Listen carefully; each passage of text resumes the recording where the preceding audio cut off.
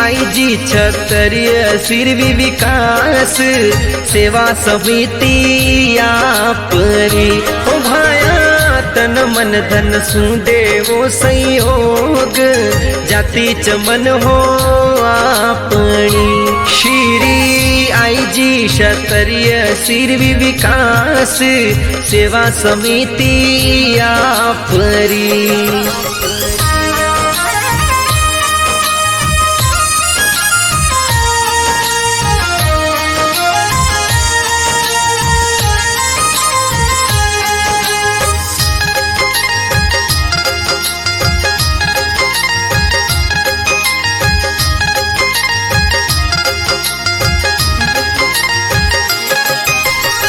समिति समाज विकास रो पूरो राखे ध्यान।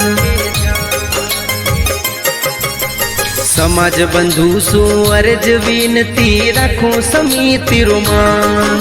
सिरवी समाज रे सारू समिति हर पल है तैयार जाति चमन हो आपनी।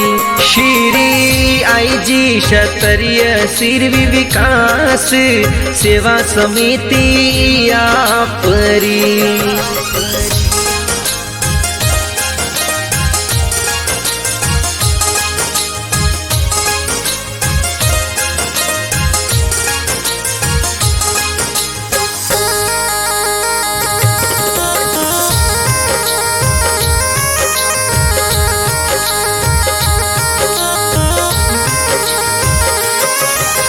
शिक्षा चिकित्सा सारू समिति हर स्वजाति रे साथ।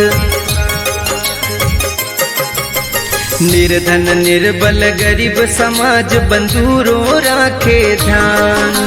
राष्ट्र स्तरीय कार्य करनी दुख सुख में देवे थारो साथ जाति चमन हो आपनी। श्री आईजी क्षत्रिय सिरवी विकास सेवा समिति आपरी।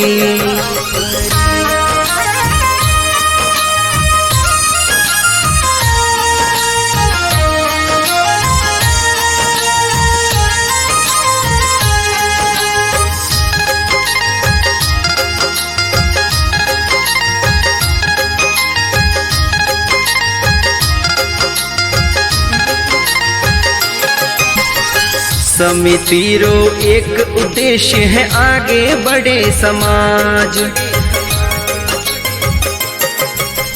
हितार्थकारियों सारू समिति सब सिरव्यो रे साथ। समाज रो सब मान बढ़ावो जुड़ो भाई समिति रे साथ जाति चमन हो आपनी। श्री आईजी क्षत्रिय सिरवी विकास सेवा समिति आपरी।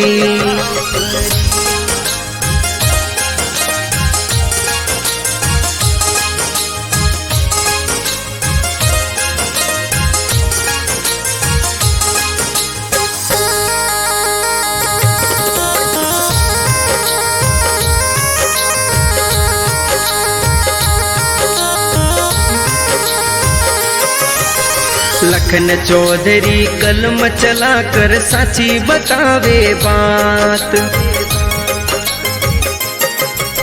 श्री आई मातारी मेहर सिरवियों उन्नति करो दिन रात।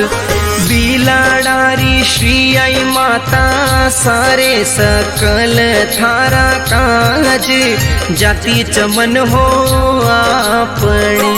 श्री आईजी क्षत्रिय सिरवी विकास सेवा समिति आपरी। ओ भाया तन मन धन सु देवो